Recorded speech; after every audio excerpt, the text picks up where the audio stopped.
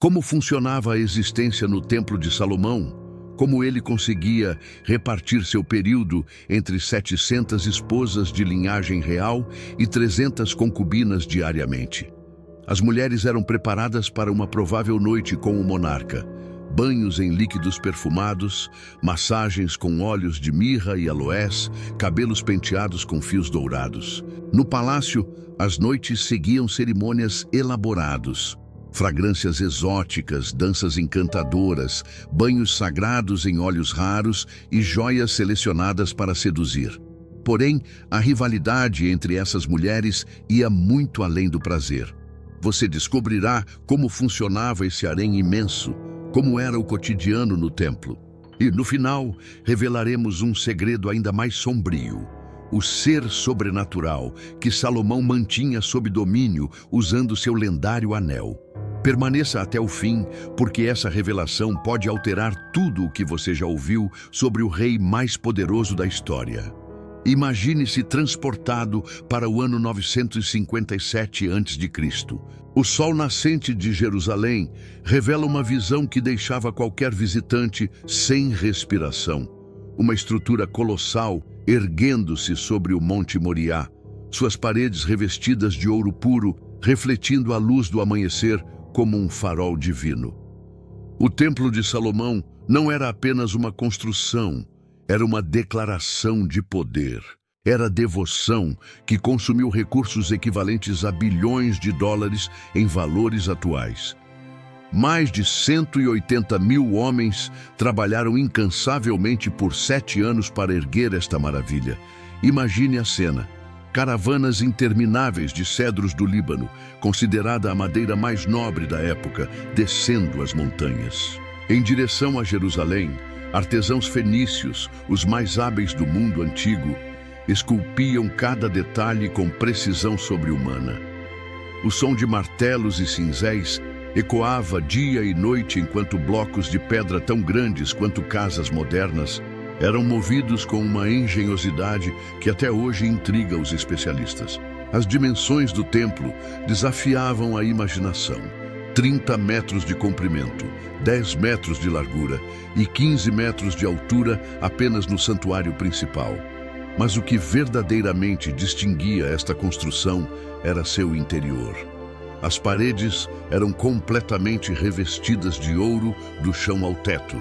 Não havia um único ponto onde os olhos pudessem pousar sem encontrar o brilho do metal precioso.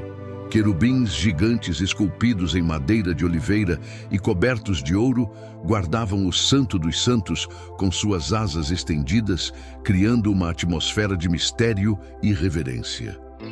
O átrio dos sacerdotes era pavimentado com pedras raras, cada uma contando uma história diferente de lugares distantes.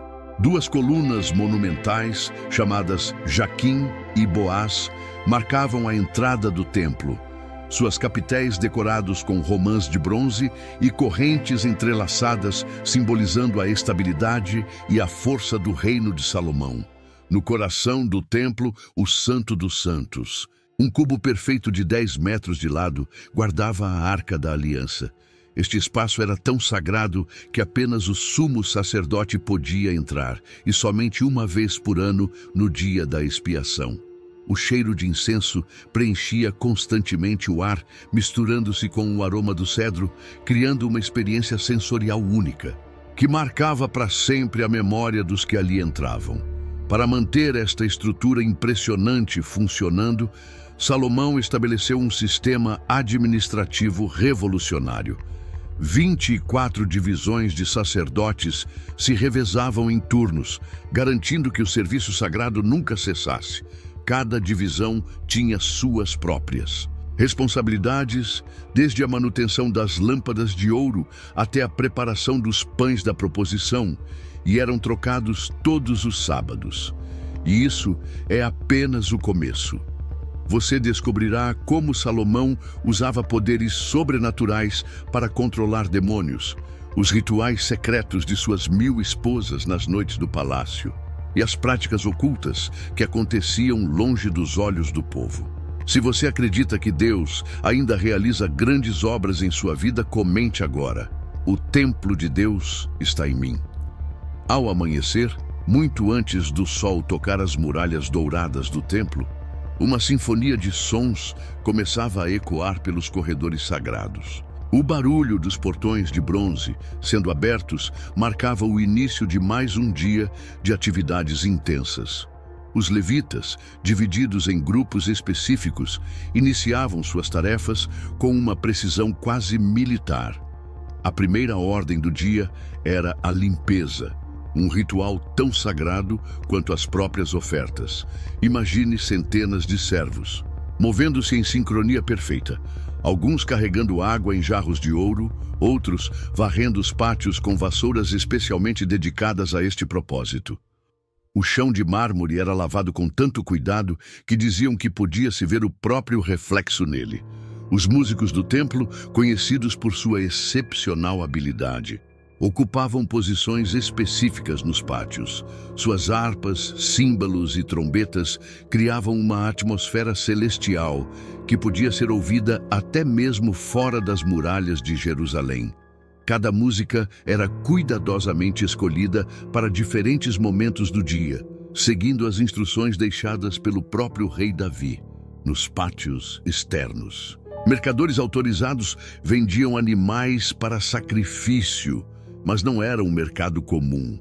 Cada animal precisava passar por uma rigorosa inspeção dos sacerdotes para garantir que fosse perfeito e digno de ser oferecido a Deus.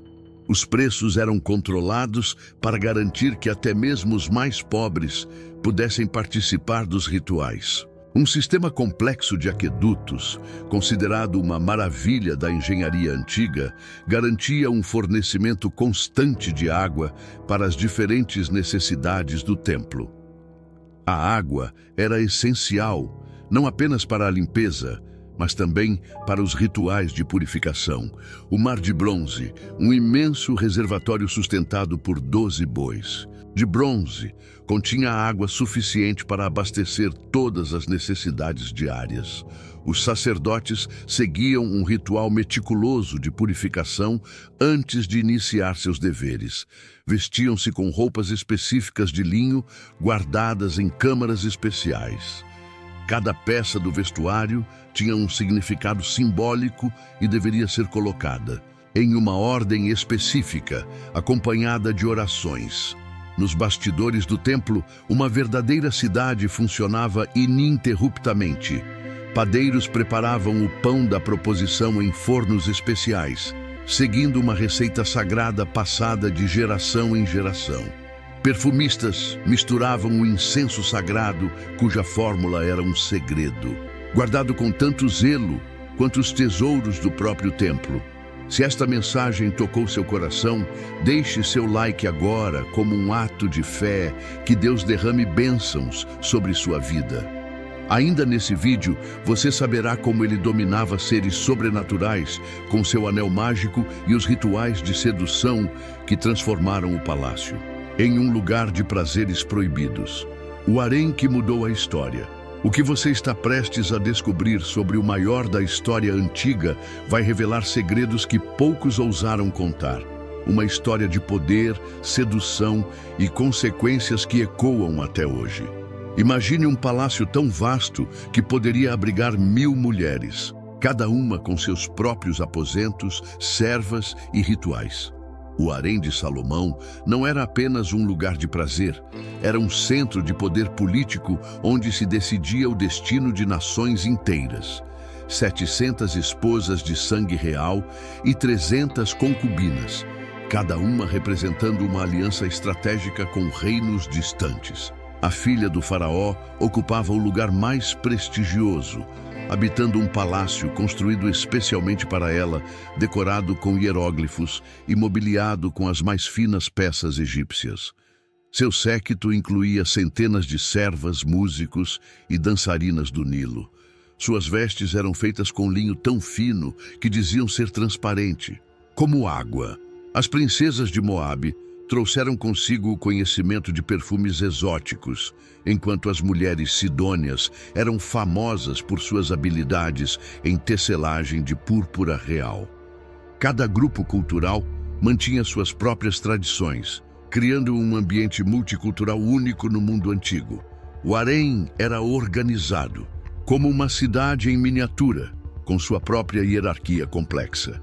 As esposas reais viviam em pavilhões luxuosos nos andares superiores, com vista para os jardins perfumados. As concubinas ocupavam os andares inferiores, ainda luxuosos, mas menos grandiosos.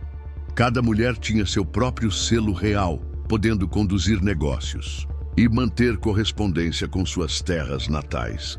Escribas especiais mantinham registros meticulosos de cada esposa e concubina. Sua origem, dotes recebidos, presentes trocados e, mais importante, qualquer filho nascido da união. A administração do harém requeria um exército de funcionários, mordomos, guardas, cozinheiros, músicos, médicos e parteiras. A vida no harém seguia regras estritas. Mensageiras especiais, geralmente mulheres idosas respeitadas, coordenavam a comunicação entre as diferentes seções. Nenhuma esposa podia visitar outra sem autorização prévia, uma medida para prevenir intrigas e conspirações. O que vem a seguir revela os mistérios mais íntimos do Palácio de Salomão, onde cada noite era uma celebração única do amor e da beleza. Os rituais de preparação para uma noite com o rei começavam ao amanhecer. A escolhida era anunciada discretamente por uma mensageira especial, iniciando um elaborado processo que durava o dia inteiro. Primeiro, ela era levada à Casa das Purificações, um edifício dedicado exclusivamente aos rituais de beleza. Ali banhava-se em 7 piscinas diferentes, cada uma perfumada com óleos específicos: mirra, aloés, cássia e canela. Suas servas pessoais, geralmente 7, cuidavam de cada detalhe. Os cabelos eram lavados com óleos aromáticos e penteados com pentes de marfim incrustados de pedras preciosas. A pele era tratada com uma mistura secreta de mel, leite de cabra e óleos essenciais, uma fórmula passada entre as guardiãs do harém por gerações. As unhas eram pintadas com henna, formando desenhos elaborados que contavam histórias de amor em símbolos antigos. As vestes para a noite eram escolhidas com extremo cuidado. Tecidos tão finos que pareciam ter sido tecidos por aranhas, tingidos com cores raras, extraídas de conchas e minerais preciosos. Joias eram selecionadas não apenas por sua beleza, mas por seu significado simbólico e poder de sedução. O quarto real era preparado com igual atenção aos detalhes. Incensários de ouro queimavam constantemente misturas especiais de fragrâncias, criando uma atmosfera embriagante. Pétalas de flores eram espalhadas sobre lençóis de seda e lâmpadas de óleo eram posicionadas estrategicamente para criar uma iluminação sedutora. Músicos especializados em canções de amor posicionavam-se em câmaras adjacentes, tocando melodias suaves, inspiradas no próprio Cântico dos Cânticos. As notas fluíam como mel, criando uma atmosfera de romance e mistério. A escolhida era então instruída nas artes do amor por anciãs experientes que compartilhavam segredos passados por gerações. Cada gesto, cada palavra, cada movimento era cuidadosamente ensaiado para criar uma experiência única e inesquecível. Se esta mensagem tocou seu coração, mostre sua fé comentando: o amor de Deus é maior. Segure-se, porque o que vem a seguir vai te chocar. Você descobrirá como Salomão usava poderes sobrenaturais para controlar demônios. Os rituais secretos de suas 1000 esposas nas noites do palácio e as práticas ocultas que aconteciam longe dos olhos do povo. No coração de Jerusalém, o Cântico dos Cânticos ecoava pelos corredores do palácio. Um poema de amor tão poderoso que se tornou parte das Escrituras Sagradas. Nele, Salomão revelava uma visão do amor que mesclava o físico e o espiritual, onde a paixão humana era celebrada como um reflexo do amor divino. As mulheres do harém vinham de culturas diversas, cada uma trazendo suas próprias tradições de sedução. As egípcias eram mestras nas danças do ventre, movendo-se como serpentes ao som de sistros dourados. As fenícias conheciam segredos de perfumaria que podiam enfeitiçar os sentidos, enquanto as moabitas eram famosas por suas canções de amor que faziam o coração derreter. O palácio abrigava jardins secretos onde fontes murmuravam entre romanceiras e videiras. Ali, as mulheres aprendiam umas com as outras, compartilhando conhecimentos ancestrais sobre ervas aromáticas, movimentos de dança e a arte da conversa sedutora. Cada cultura contribuía com seu próprio entendimento do prazer e da beleza. Instrumentos musicais especiais eram reservados apenas para as canções de amor. Harpas delicadas, cujas cordas eram feitas de seda, tambores que imitavam as batidas do coração, flautas que soavam como suspiros apaixonados. A música era considerada uma forma de magia que podia abrir os portões do coração. Nunca antes na história uma corte viveu tamanha competição pelo amor de um homem. O que você descobrirá agora sobre as disputas no harém de Salomão revela um jogo de poder que moldou o destino de um reino. No imenso harém, cada mulher desenvolvia suas próprias estratégias para capturar a atenção do rei. Algumas se destacavam por sua inteligência, participando ativamente das discussões sobre governança e filosofia. Outras cultivavam talentos artísticos únicos, compondo poesias, criando perfumes exclusivos ou desenvolvendo danças hipnotizantes. A competição era sutil, mas intensa. Alianças se formavam entre mulheres de diferentes origens, criando redes de influência que se estendiam muito além dos muros do palácio. Uma concubina astuta podia elevar seu status, formando conexões estratégicas com esposas reais influentes. As servas eram peças fundamentais neste jogo de xadrez real. Elas carregavam mensagens secretas, observavam movimentações nos corredores e relatavam cada pequeno acontecimento às suas senhoras. Um sussurro no momento certo podia mudar o destino de uma favorita. Presentes eram trocados constantemente, cada um carregando significados ocultos. Uma taça de vinho, especialmente preparada, um poema escrito em papiro perfumado, uma joia com símbolos misteriosos. Tudo era parte de uma linguagem secreta de poder e sedução. As mulheres mais astutas entendiam que o verdadeiro poder vinha do conhecimento. Elas estudavam as preferências do rei, suas preocupações com o reino, seus humores e horários. Algumas se tornaram conselheiras informais, influenciando decisões políticas através de conversas íntimas. Para receber a vitória e mudar sua vida hoje, comente agora: Amém, eu mereço a vitória, Jesus. O que você está prestes a descobrir sobre os filhos de Salomão revelará como o maior reino de Israel começou seu declínio. Uma história de amor, poder e consequências que mudaram o curso da história. Surpreendentemente, apesar de suas 1000 mulheres, os registros bíblicos mencionam apenas um filho de Salomão, Roboão. Mas historiadores acreditam que dezenas de outros príncipes e princesas nasceram no harém real. Cada nascimento era um evento político, fortalecendo alianças com reinos estrangeiros e criando novas linhas de sucessão.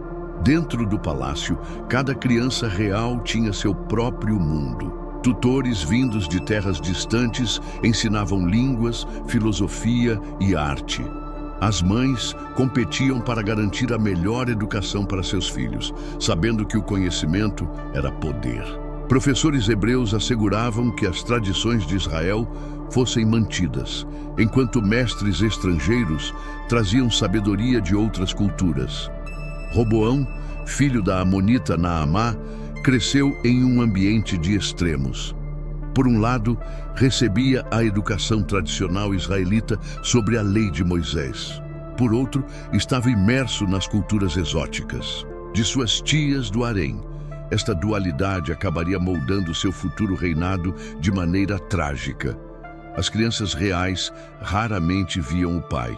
Salomão, ocupado com assuntos de Estado e dividindo seu tempo entre centenas de mulheres, delegava a criação dos filhos às mães e seus tutores. Cada mãe tentava moldar seu filho ou filha à sua própria imagem, criando facções dentro do palácio. Gradualmente, o palácio de Salomão se transformou em um caldeirão de religiões.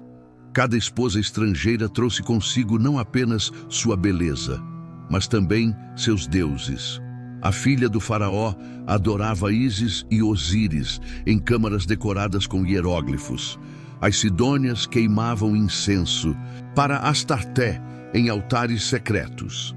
As moabitas celebravam rituais a Quemós sob a luz da lua. Inicialmente, Salomão permitiu estes cultos como uma concessão diplomática, mas aos poucos, seduzido pelo amor de suas esposas e pela curiosidade intelectual, começou a participar destes rituais. Construiu altares para deuses estrangeiros. Nas colinas ao redor de Jerusalém, cada um mais elaborado que o anterior. O impacto foi devastador. O povo, vendo seu rei adorar outros deuses, começou a questionar sua própria fé. Sacerdotes e profetas alertavam sobre a ira divina, mas suas vozes eram abafadas pelo som de tambores pagãos e risos do harém. No coração do reino, uma batalha espiritual se desenrolava. Enquanto o templo de Javé permanecia majestoso no centro de Jerusalém, pequenos santuários a deuses estrangeiros brotavam como ervas daninhas nos jardins do palácio. O perfume do incenso sagrado agora se misturava com as fragrâncias exóticas de rituais pagãos. Manter 1000 mulheres não era apenas uma questão de coração, era um fardo financeiro imenso. Cada esposa real exigia um padrão de vida digno de sua posição. Servos, joias, roupas finas, alimentos exóticos. O tesouro real, antes transbordando de riquezas, começou a mostrar sinais de esgotamento. O sistema tributário teve que ser aumentado para sustentar o estilo de vida da corte. O povo, antes orgulhoso de seu rei sábio, começou a murmurar sobre os impostos crescentes. Trabalho forçado foi implementado para manter os palácios e templos funcionando, gerando ressentimento entre as tribos.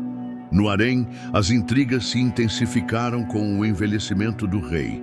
Esposas mais jovens competiam por atenção, enquanto as mais antigas lutavam para manter sua influência.